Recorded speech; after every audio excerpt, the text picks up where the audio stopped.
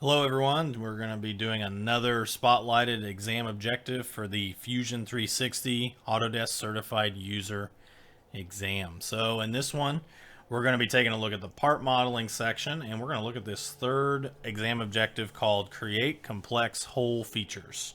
So with that, we're going to move into Fusion, and I'm going to go ahead and open up a new design here.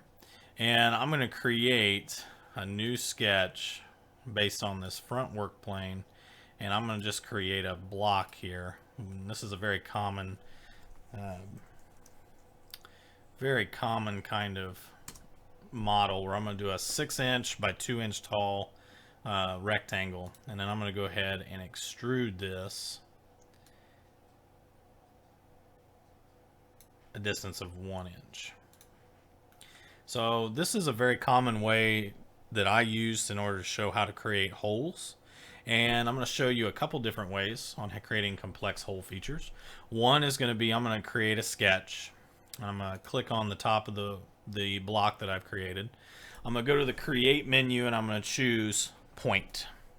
And along with the point, I'm going to go ahead and base it off of the middle, or if you go through and utilize the horizontal vertical, if I hold my Shift key, I can find the midpoint and you'll see it'll be marked with an X. So I click and then I'll click the point there and it will establish a horizontal constraint between those two. And then I'll probably have to dimension. So from the left edge here, we're going to do a 1-inch spacing. So we have the 1-inch spacing here. I'm going to finish the sketch, and then I'm going to go ahead and under the Create menu, I'm going to choose the Hole command. So when I click that, it then gives me an option. I can go placement at a point or from a sketch with multiple points or multiple holes. So I could do multiple holes, and it's obviously one option that we have. But I'm just going to go over here and I'm going to select the point. And it's going to give me the option. Now you're going to see the hole being created. Now I can use the grips to kind of make the hole different sizes and be able to go through and set some different things like the depth and everything. So this would be a simple hole just kind of drilled through. And here I can have the shape settings. Either I can have it by distance to an object or all the way through the material. And I could flip the direction, which is not going to do me any good in this scenario. So I'm going to make sure that it flips down. You'll see an error pops up because there's nothing there to put a hole in. So with the hole type, I've got simple, I've got counterbore, and I've got countersink. I'm just going to do a simple hole right now. And then here you got the hole tap type is a simple. You can do a clearance hole, tapped hole, or a tapered tapped hole.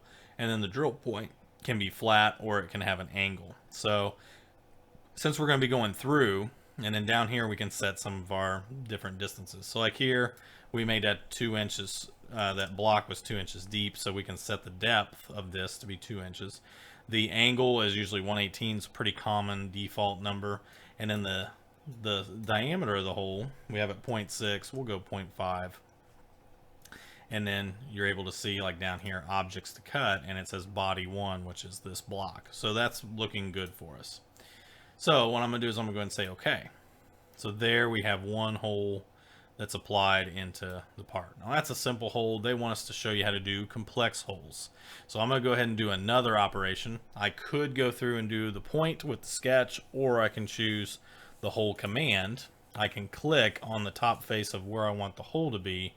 But here's the only thing that changes in this menu is now over here I've got references. So I need to select the word select in the dialog, and then I go over here and I'm going to click on the edge, and I'm going to be able to put that, well, I want this to be 2 inches away. And then while this is open, I don't want to hit enter, I just want to type in the number, and then I just want to click on this front edge, and I want that to be 0.5, so that way it's centered in for me there. So those references are set. My distances, I'm going to go with a counterbore hole. So the counterbore is going to go with that. That's another hole type. And I'm going to go ahead and stay with a simple hole. That's pretty common. So here's the counterbore. You know, I can see that I've got some grips over here. I usually like to use the menus because I feel like it's a little bit more accurate. So, but I do want to go all the way through. So I'm just going to go ahead and say distance all. So you're going to see when you do that, the depth of the hole is set to all.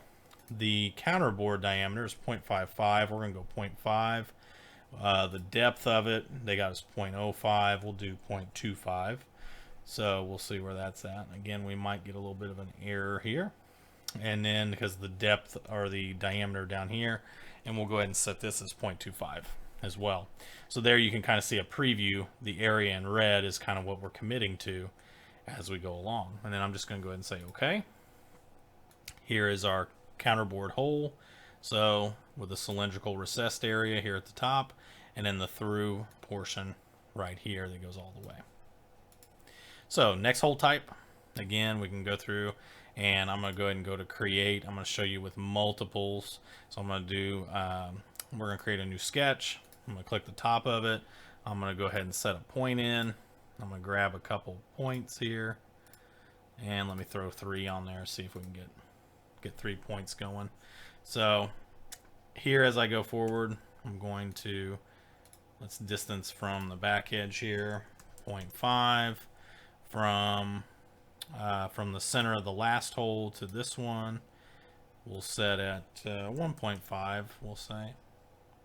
From this hole to this hole, we'll go 1 inch, and then from this hole, or this point to this point, we'll go 1 inch as well. We'll see how this works. And then in order for these to be fully constrained, I can choose the horizontal vertical.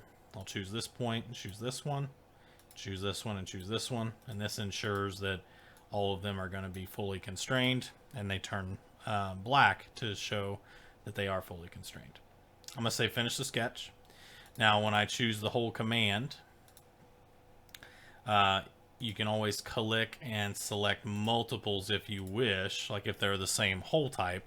But if I don't, I'm going to hold the shift key and I'm going to click those options again, which deselects. So I'm going to go ahead and choose this. I'm going to go ahead and change this over to a countersink hole. And we're going to go ahead and make this countersink. Let's do a tapped hole, which means the portion you see the lines that show up in there as well.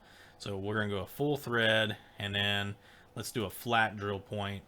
And here we'll go, the depth is going to be, instead of 2 inches, we'll set this to 1.5. We'll set the diameter, instead of 0.275, we'll say 0.5.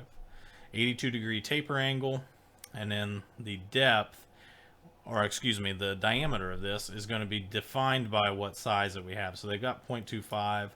We could probably bump this up to 3/8, 0.375. 3/8-16 UNC. That's the threads. It gives us the threading designation. So we just go through and need to pick. So let's say 3/8-16 coarse thread works pretty well. And whether it's a 1B, 2B, or 3B, so that's the classification. So we definitely know it's an internal type, so that's a B class.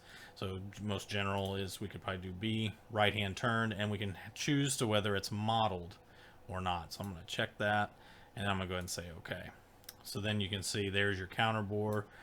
So it has the conical recessed area, and then it has our threads in there, and we can see this one is a flat bottom type. So the other way we can check that is if we choose the section analysis tool.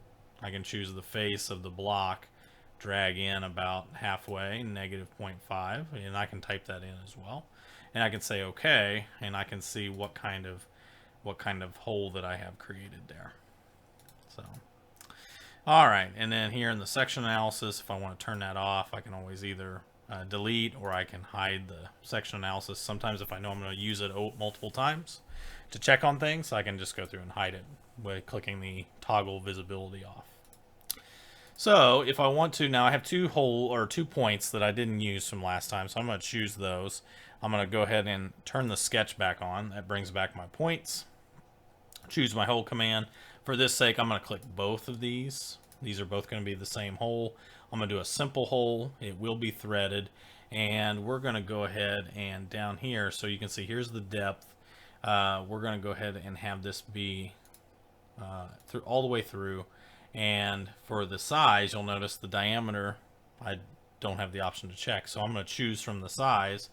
We're going to do 0.25. We're going to do a 1/4 20 UNC, so 1B right-handed. We're going to model the threads, and we're going to say okay. So both of these holes are going to be the same. And I'm going to go ahead and toggle the visibility off of the sketch. And if I take a look, there's my holes modeled all the way through. If I go ahead and open up my analysis folder and turn it on, I can see what kind of options that I have there. So, all right, so this is a review of kind of creating complex hole features, and as you create them, you can keep in mind you can always go back down here to the model history tree, right click and choose edit feature to make any changes if you need to make any specification changes to any of your hole sizes and types. But otherwise, this video concludes on how to create those complex hole features, and good luck with preparing for your ACU exam. If you have questions, email me. But otherwise, check out other videos based on the Autodesk Fusion 360 exam objectives for the certification exam.